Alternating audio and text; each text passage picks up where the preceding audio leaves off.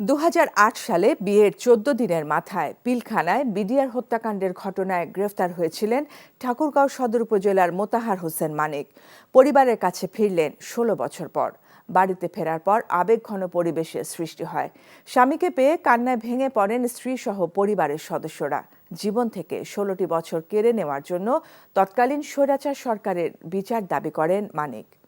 ঠাকুরগাঁও থেকে লুৎফুর রহমান মিঠুর পাঠানো রিপোর্ট।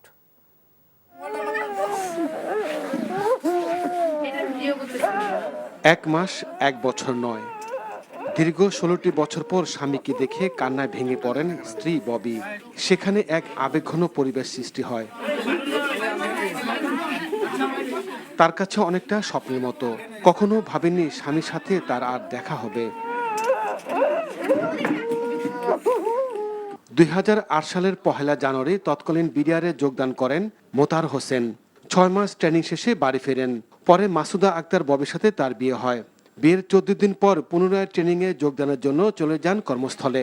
পরে তাকে পিলখানা হত্যা ও বিস্ফোরক মামলায় গ্রেফতার দেখিয়ে কারাগারে পাঠানো হয়। তার জীবন থেকে ১৬টি বছর যারা কেড়ে নিয়েছে তাদের বিচার দাবি করেছেন মোতাহার হোসেন। আমরা যে সুষ্ঠু একটা বিচার, আগের সরকারের আমলে যখন এই ঘটনাটা ঘটছে, তারা এই ঘটনা ঘটাইছে, তারা এটা তদন্ত করাইছে বাইরে থেকে একজন পুলিশ অফিসারকে নিয়ে আইসা, আব্দুল কার আকন্দ, যিনি আমাদের সাথে কি করছে ওটা পরে না শুনে নেবেন অন্যদের কাছ থেকে। নিজে কষ্ট করে দিন যাপন করছি, ১৬ বছর থেকে স্বামী নাই, ছেলে নাই, তাহলে আমাদের তো কষ্ট হবেই। স্বামীকে ফিরে পাওয়ার আশা ছেড়ে দিয়েছিলেন স্ত্রী মাসুদা আক্তার ববি। ১৬ বছর পর যখন একটা আপনজন কাছে আসে, সেটার আসলে ভাষা প্রকাশ করার মতো না। মোতাহার হোসেন মানিককে দেখতে তার গ্রামের বাড়িতে ভিড় করেন আত্মীয়স্বজন, প্রতিবেশীরা। NTV news desk.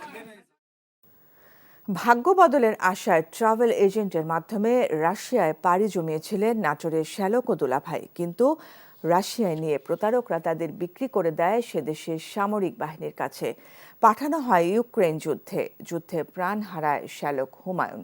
দুলাভাই বেঁচে থাকলেও প্রতি মুহূর্তে তাকে তাড়া করছে মৃত্যু। বাঁচার আশায় বাংলাদেশ সরকারের হস্তক্ষেপ চেয়েছে বিপদগ্রস্ত পরিবারটি। নাটোর থেকে হালিম খানের পাঠানো রিপোর্ট। ভাগ্য বদলের আশায় ঢাকার ড্রিম হোম ট্রাভেলসের মাধ্যমে নাটোরের সিংড়া উপজেলার দুর্গম হুলহুলিয়া গ্রামের রহমত আলী ও তার শ্যালক হুমায়ুন কবির পাড়ি জমিয়েছিলেন সুদূর রাশিয়ায়। গত বছরের ১৮ অক্টোবর রাশিয়ায় নিয়ে দালাল চক্র তাদের বিক্রি করে দেয় রাশিয়ার সামরিক বাহিনীর হাতে। অল্প প্রশিক্ষণের পর শ্যালক দুলাভাইকে তারা পাঠিয়ে দেয় যুদ্ধের ময়দানে। গত ২৬ জানুয়ারি ইউক্রেনের ড্রোন হামলায় প্রাণ হারায় শ্যালক হুমায়ুন কবির। শ্যালকের মৃত্যুর খবর নিশ্চিত করে প্রতি মুহূর্ত নিজের মৃত্যুর প্রহর গুনতে থাকা দুলাভাই রহমত আলী বাঁচার করুণ আর্তি জানিয়েছেন। ছোট ছোট ডন আছে, ডন দিয়ে মারিচ্ছে, অফিসার একেবারে বন্ধ করে দিচ্ছে টেলিফোন। হুমায়ুনের লাশ ও রহমতকে জীবিত ফেরত পেতে সরকারের জরুরি উদ্যোগ গ্রহণের দাবি জানিয়েছে পরিবারটি। আমার নন্দা ফোন দিয়ে বলে যে যমুনা, তোমার ভাই আমার হাতের উপরে মারা গেছে। আমরা লাস্ট ২৬ তারিখে খবরটা পাই। আমার ছোট ভাই মারা গেছে, ওরা লাশটা যাতে দেশে আসে, আর আমার স্বামী যে জীবিত আছে বাঁচার জন্য আকুতি মিনতি করছে, তাকে যেন দেশে ফিরে এসে আমার সন্তানের কাছে দেয়। সরকারের কাছে আমি আবেদন চাই, আর দালালকে কাছে আমি শাস্তি চাই। গ্রামের নিজস্ব পরিষদের পক্ষ থেকে প্রশাসন ও ঊর্ধ্বতন কর্তৃপক্ষের সাথে যোগাযোগের পাশাপাশি অসহায় পরিবারকে সব ধরনের সহায়তার আশ্বাস দেওয়ার কথা জানানো হয়েছে। টেলিফোনে, মেসেজে বিভিন্নভাবে আমাদের গ্রামের যারা বাইরে আছেন তাদের সঙ্গে যোগাযোগ করছি এবং প্রশাসনের সঙ্গে যোগাযোগ করছি। পরিবারটির পাশে দাঁড়ানোর পাশাপাশি এই ধরনের দালাল চক্রের বিরুদ্ধে কঠোর ব্যবস্থা নিতে সব মহল থেকে সরকারের প্রতি আহ্বান জানানো হয়েছে। NTV news desk. Malawi defence force commander general Paul Valentino Phiri Bangladesh সেনাবাহিনীর প্রধান জেনারেল ওয়াকারুজ্জামানের সাথে সৌজন্য সাক্ষাৎ করেছেন। সকালে ঢাকা সেনানিবাসের সেনা সদরে এই সাক্ষাৎ অনুষ্ঠিত হয়। এ সময় তারা দুই দেশের বিদ্যমান সুসম্পর্ক এবং ভবিষ্যৎ অগ্রযাত্রায় সহযোগিতার বিভিন্ন বিষয় নিয়ে আলোচনা করেন। এর আগে সফররত ফোর্স কমান্ডার শিখা অনির্বাণে পুষ্পস্তবক অর্পণ করে মুক্তিযুদ্ধে শহীদ সশস্ত্র বাহিনীর সদস্যদের প্রতি শ্রদ্ধা জানান। পরে সেনাকুঞ্জে সশস্ত্র বাহিনীর একটি চৌকস দল তাকে গার্ড অফ অনার প্রদান করে। 5 দিনের সফরে গতকাল ঢাকায় আসেন জেনারেল ফিরি। এ সময় তিনি বাংলাদেশ সেনাবাহিনীর বিভিন্ন গুরুত্বপূর্ণ স্থাপনা পরিদর্শন করবেন। সংস্কারের দোহাই দিয়ে নির্বাচন আটকে রাখার কোনো যৌক্তিকতা নেই বলে মন্তব্য করেছেন বিএনপির সিনিয়র যুগ্ম মহাসচিব রিজভী আহমেদ। অবিলম্বে নির্বাচনের সুনির্দিষ্ট রোডম্যাপ ঘোষণার দাবি জানিয়েছেন তিনি। মুন্সিগঞ্জ জেলার নবগঠিত আহ্বায়ক কমিটির নেতাদের নিয়ে শহীদ রাষ্ট্রপতি জিয়াউর রহমানের মাজারে শ্রদ্ধা নিবেদন করতে গিয়ে এসব বলেন রিজভী আহমেদ। তিনি বলেন, বিএনপি মানুষের ভোটের অধিকারের জন্য দীর্ঘ লড়াই করেছে, ত্যাগ স্বীকার করেছে হাজার হাজার নেতাকর্মী। স্বৈরাচার শেখ হাসিনা ভারতে বসে আওয়ামী লীগের নেতাকর্মীদের উস্কানি দিচ্ছে মন্তব্য করে রিজভী বলেন, জনগণের কোনো সাড়া না পেয়ে অনলাইনে হরতাল অবরোধ পালন করছে আওয়ামী লীগ।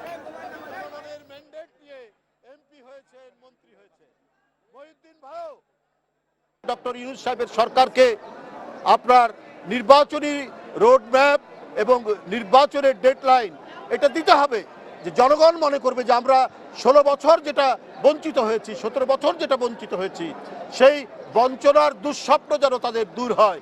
এই জন্যই আপনার অবাধ সুষ্ঠু নির্বাচনের একটা ডেডলাইন, একটা তারিখ তাদেরকে অবশ্যই দিতে হবে। আমরা সংস্কারের বিরুদ্ধে নই, আমরা বারবার কি কি সংস্কার হওয়া উচিত সেটা বলেছি। সংস্কার হতে বেশি দিন সময় লাগে না, আর সংস্কার তো যুগ যুগ ধরে চলবে, এটা তো চলমান প্রক্রিয়া। জনগণের যে দাবি ডিমান্ড, এই ডিমান্ডের উপর ভিত্তি করেই তো সংস্কার হবে, কিন্তু তার জন্য নির্বাচন আটকে রাখার কোনো মানে হয় না। এদিকে নির্বাচন কমিশনার অবসরপ্রাপ্ত ব্রিগেডিয়ার জেনারেল আবুল ফজল মোহাম্মদ সানাউল্লাহ বলেছেন, আগামী ডিসেম্বর অথবা জুনে জাতীয় নির্বাচনের আয়োজন করতে প্রস্তুতি নিচ্ছে নির্বাচন কমিশন। ভোটার তালিকা হালনাগাদ এবং ত্রয়োদশ জাতীয় সংসদ নির্বাচন উপলক্ষে রাজশাহী অঞ্চলের নির্বাচন কর্মকর্তাদের সাথে মতবিনিময় শেষে তিনি এ তথ্য জানান। স্থানীয় সরকার নির্বাচন সম্পর্কে নির্বাচন কমিশনার বলেন, স্থানীয় সরকার নির্বাচন কবে হবে তা সরকারের সিদ্ধান্তের ওপর নির্ভর করছে। তিনি জানান, মৃত ভোটারদের বাদ দিতে বাড়ি বাড়ি গিয়ে তথ্য সংগ্রহ করা হচ্ছে। এরই মধ্যে 1% ভোটারের নাম তালিকা থেকে বাদ পড়েছে। সারা দেশে 1.5% মৃত ভোটার বাদ পড়লে প্রায় 18 লাখ ভোটার বাদ যাবে বলেও জানান ইসি সানাউল্লাহ। যদি সংক্ষিপ্ত আকারে করতে হয়, রাজনৈতিক দলগুলো যদি সেই পর্যায়ে গিয়ে দাঁড়ায়, তাহলে পারে আগামী ডিসেম্বর। আর যদি সংস্কার কার্যক্রমকে আরও একটু এক্সটেন্ডেডভাবে করতে দেওয়া হয়, তাহলে 26 সালের জুন মাসের মধ্যে নির্বাচন করা সম্ভব। আমরা নির্বাচন কমিশন মোটামুটি এই উইন্ডোটাকে ধারণ করে এর প্রথম অংশটাকে, যেহেতু আমাদের প্রস্তুতির ব্যাপার আছে, আমরা আমাদের প্রস্তুতি এগিয়ে নিচ্ছি। তাবলিগ জামাতের মুরব্বী মৌলানা জুবায়ের অনুসারী শুরায়ু নেজামের প্রথম পর্বে বিশ্ব ইজতেমার দ্বিতীয় ধাপ শুরু হলো আজ।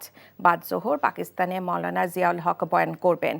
ইজতেমা নির্বিঘ্ন ও শান্তিপূর্ণ করতে আইন শৃঙ্খলা বাহিনীর পক্ষ থেকে 5 স্তরে নিরাপত্তা ব্যবস্থা নেওয়া হচ্ছে। গাজীপুরের নাসির আহমেদকে সাথে নিয়ে আপেল শারিয়ারের রিপোর্ট। আমবয়ানের মধ্য দিয়ে শুরু হয়েছে 58তম বিশ্ব ইজতেমার প্রথম পর্বের দ্বিতীয় ধাপের আনুষ্ঠানিকতা। অংশ নিয়েছেন গোপালগঞ্জ, কিশোরগঞ্জ, পাবনা, সিলেট সহ 22 জেলার মুসল্লিরা। মোহাম্মদপুর, যাত্রাবাড়ি সহ ঢাকার একাংশের মুসল্লিরাও রয়েছেন। 40টি খিত্তায় ভাগ হয়ে টঙ্গীর তুরাগ তীরের ইজতেমা ময়দানে অবস্থান নিয়েছেন তারা। প্রত্যেকবারই আসি আল্লাহকে রাজি খুশি করার জন্য এখানে আসি। আমরা ঈমান ও আমল শেখার জন্য এখানে আসছি। আল্লাহর দিনকে শেখার জন্য আমরা একমাত্র এখানে আসছি, যাতে শান্তিপূর্ণভাবে সবাই যেন ইজতেমাটা করতে পারে, এই জন্য মুসল্লিদের জন্য 2 পর্ব করা হয়েছে। সাহাবাদের মতন আমাদের জিন্দেগি হয়, তাদেরকে নমুনা মতন আমাদের চলতে হবে। আমাদের মুরব্বীরা বলবেন, দিক নির্দেশনা দিবেন, যেগুলো মেনে পুরা এলাকার মধ্যে, পুরা পাড়ায় মহল্লায় আমরা এই দিনের দাওয়াত পৌঁছায় দেব। 72 দেশ থেকে আসা প্রায় 3000 বিদেশি দ্বিতীয় ধাপেও রয়েছেন ময়দানে। মুসল্লিদের উদ্দেশ্যে বয়ান করেন দেশি বিদেশি আলেমরা। বিভিন্ন দায়িত্বশীল যিনারা থাকে মাঠের ভিতর, অর্থাৎ আমরা খিত্তার জিম্মাদার বলে থাকি, যে খিত্তাগুলো থাকে আমাদের, এই খিত্তার জিম্মাদার সাথীদের সাথে আমাদের মুরব্বীদের পক্ষ থেকে মুজাকারা হয়েছে, আলোচনা হয়েছে। জোহরের পরে আমাদের পাকিস্তানের মাওলানা জিয়াউল হক সাহেব বয়ান করবেন এবং আসরের পরেও বয়ান হবে। মাগরিবের পরে আমাদের ভারতের শীর্ষ মুরব্বী মাওলানা আহমেদ লার সাহেব বয়ান করবেন। ইজতেমা নির্বিঘ্ন ও শান্তিপূর্ণ করতে আইন শৃঙ্খলা বাহিনী 5 স্তরে নিরাপত্তা ব্যবস্থা নিয়েছে। 16টি ওয়াচ টাওয়ার রেখেছি। 16টি ওয়াচ টাওয়ার থেকে আমরা বাইনোকুলারে দেখছি।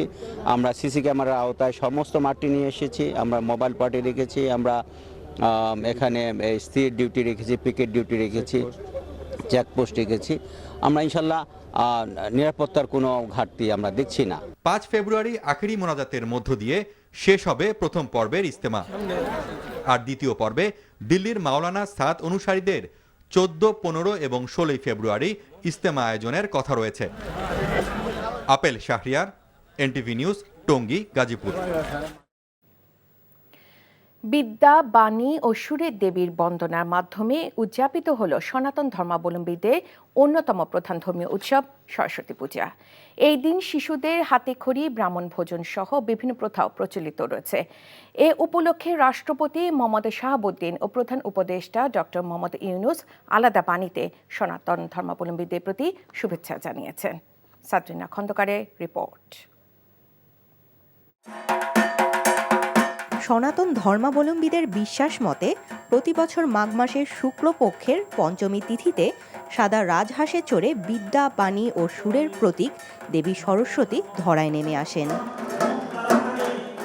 দেবীর কাছ থেকে জ্ঞান, বিদ্যা ও সুরের উৎকর্ষ লাভের আশায় অর্ঘ্য ও অঞ্জলির মধ্য দিয়ে পূজিত হয়েছেন দেবী।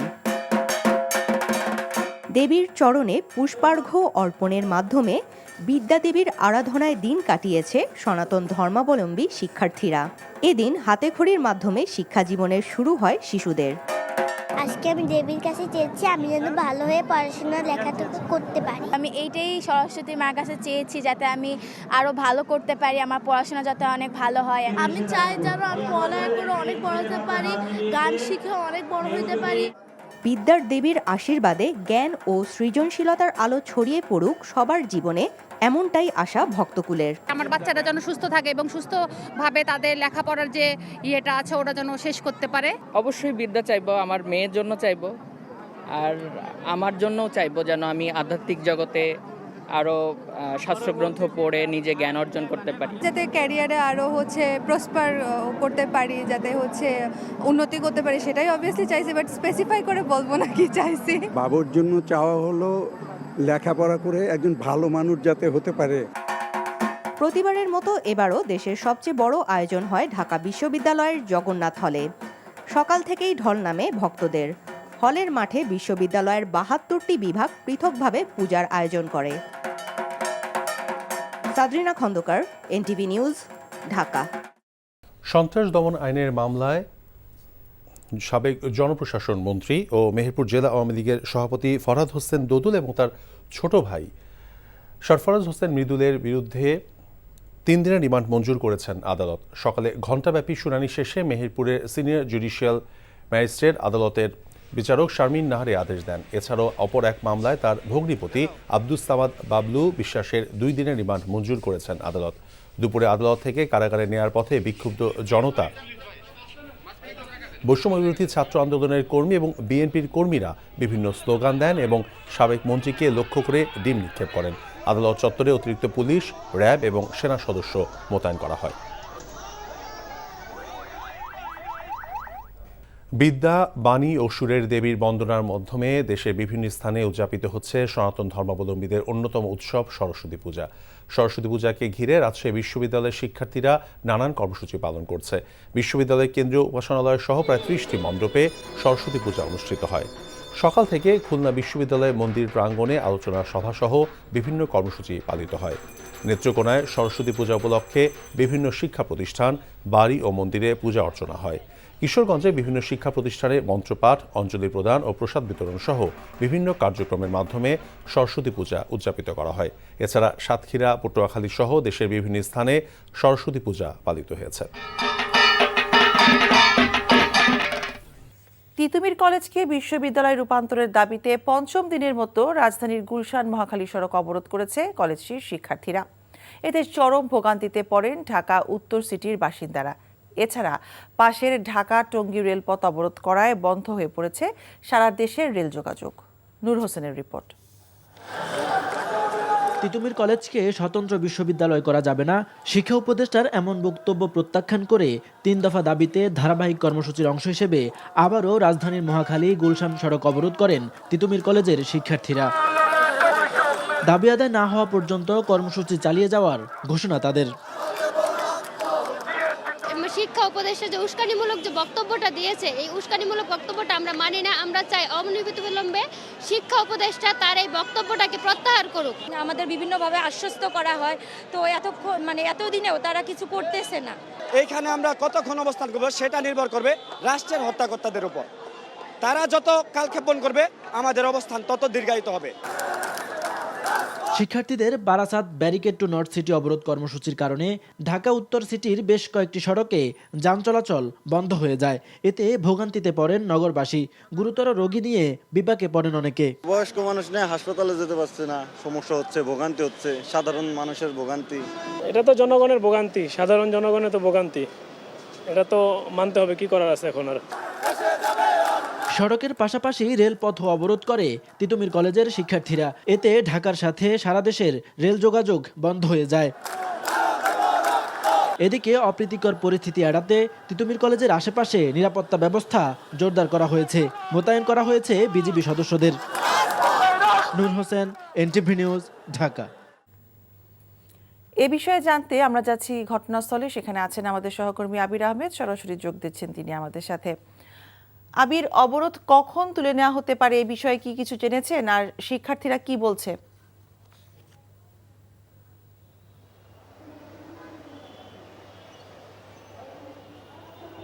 অবরোধ কখন তুলে নেওয়া হবে সেটি কিন্তু এখনো শিক্ষার্থীরা জানায়নি। সকাল থেকেই কিন্তু এরা অবরোধ করছে, রাস্তা অবরোধ করেছে। দুপুর 3টা নাগাদ কিন্তু তারা রেলপথ অবরোধ করেছে। আরেকটি বিষয় জানিয়ে রাখি যে তারা কিন্তু চলন্ত রেলও থামিয়ে দিয়েছে।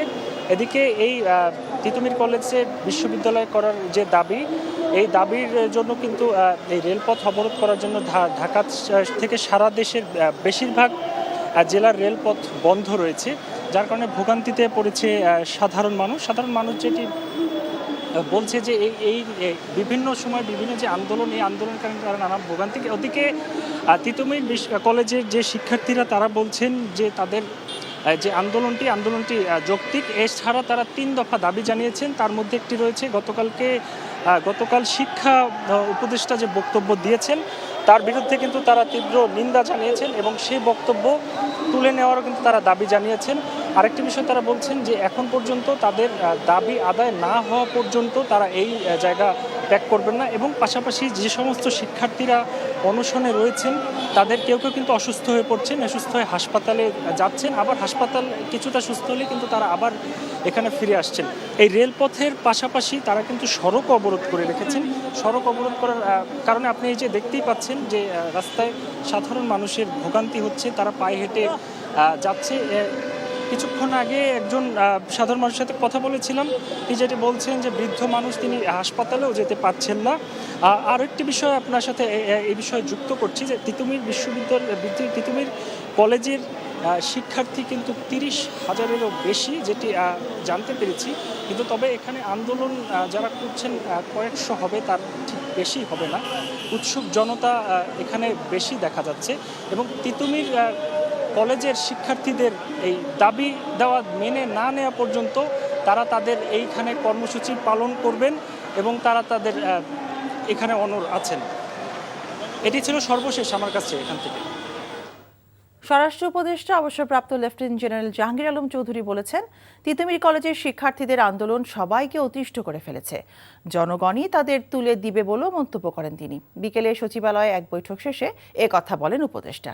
তিনি আরও বলেন, অন্তর্বর্তী সরকার দায়িত্ব নেবার পর আইন শৃঙ্খলা পরিস্থিতি যেমন ছিল এখন তার চেয়ে ভালো, তবে কাঙ্ক্ষিত মাত্রায় আসেনি। রিপোর্ট করছেন রকুনুদ্দিন। শহীদ দিবস ও আন্তর্জাতিক মাতৃভাষা দিবস সুষ্ঠুভাবে উদযাপনের লক্ষ্যে সোমবার সচিবালয়ে অনুষ্ঠিত হয় এই বৈঠকে যথাযথ মর্যাদায় 21শে ফেব্রুয়ারি উদযাপনের পাশাপাশি বইমেলা সুষ্ঠুভাবে সম্পন্ন করতে আইন শৃঙ্খলা রক্ষাকারী বাহিনীকে নির্দেশ দেওয়া হয়। বৈঠক শেষে স্বরাষ্ট্র উপদেষ্টার কাছে সাংবাদিকদের প্রশ্ন ছিল দেশের সার্বিক আইন শৃঙ্খলা পরিস্থিতির অবনতি নিয়ে। কথাটা ঠিকই বলছেন, বাট এই আমরা স্বাধীন হয়েছি প্রায় 53 বছরে, যে আপনি যে কাঙ্ক্ষিত মাত্রায় উন্নয়ন বা উন্নতি, এটা কোন ইয়ারে হয়েছে আমি অবশ্য জানি না। তবে আইন শৃঙ্খলা পরিস্থিতি আমরা যে অবস্থায় প্রথম পেয়েছিলাম ওইটার থেকে অনেকটা উন্নতি হয়েছে এবং আরও উন্নতি হওয়ার অবকাশ রয়ে গেছে। আমরা একেবারে 100% স্যাটিসফাই না, এই জন্য আমরা প্রতিনিয়তই চেষ্টা করতেছি আইন শৃঙ্খলা পরিস্থিতি আরও কীভাবে উন্নত করা যায়। এ সময় সাংবাদিকরা জানতে চান, গেল 5 দিন ধরে বিশ্ববিদ্যালয় করার দাবিতে তিতুমির কলেজের শিক্ষার্থীদের সড়ক ও রেল অবরোধে যে জনদুর্ভোগ, তা নিয়ে কি ভাবছেন স্বরাষ্ট্র উপদেষ্টা? জনগণই কিন্তু তাদের একসময় উঠাই দিবে এই রেল লাইনে থেকে। লোকজনকে কিন্তু একেবারে অতিষ্ঠ করে ফেলতেছে। তারা কিন্তু দিনের পরে দিনে কিন্তু তাদের এই দাবি দাওয়া কিন্তু বেড়েই চলছে। আর এটার কথা শেষ করতে দেন, এটার পিছনে কারা জড়িত আছে এটাও কিন্তু আপনারা জানেন। কিন্তু এইটাও কিন্তু আপনারা প্রকাশ করেন না। সব কিছু আপনারা ডিটেইল জানেন, কারা কারা এইটা আমি কেন বলবো, আপনারা জানেন না? এটা থেকে পরিত্রাণের উপায় তারা এই রেল লাইন ছেড়ে দিয়ে তারা তাদের ক্যাম্পাসে গিয়া যত ধরনের তাদের দাবি দেওয়া আছে তারা তাদের কর্তৃপক্ষের কাছে পেশ করুক। তিতুমির কলেজের শিক্ষার্থীদের বাকি দাবি মানা হলেও বিশ্ববিদ্যালয় করার দাবির যৌক্তিকতা নেই বলে জানান শিক্ষা সচিব। এখন পর্যন্ত তিতুমিরের এই দাবির যৌক্তিকতা দেখা যাচ্ছে না। তবে যেহেতু আমরা একটা কমিটি করেছি, সেই কমিটি কোনো রিপোর্ট দেওয়ার আগে আমরা মন্ত্রণালয় থেকে আরেকটা কথা বলে ফেলাটা ঠিক হবে না। বিশ্ববিদ্যালয় প্রতিষ্ঠার আগ পর্যন্ত অন্তর্বর্তী প্রশাসনের মাধ্যমে 7 কলেজের শিক্ষা কার্যক্রম চালাতে ইউজিসি গঠিত কমিটি রূপরেখা জমা দিয়েছে বলেও জানান শিক্ষা সচিব। জনগণের কেন দুর্ভোগ আর সৃষ্টি না করে। রোকন উদ্দিন, এনটিভি নিউজ, ঢাকা।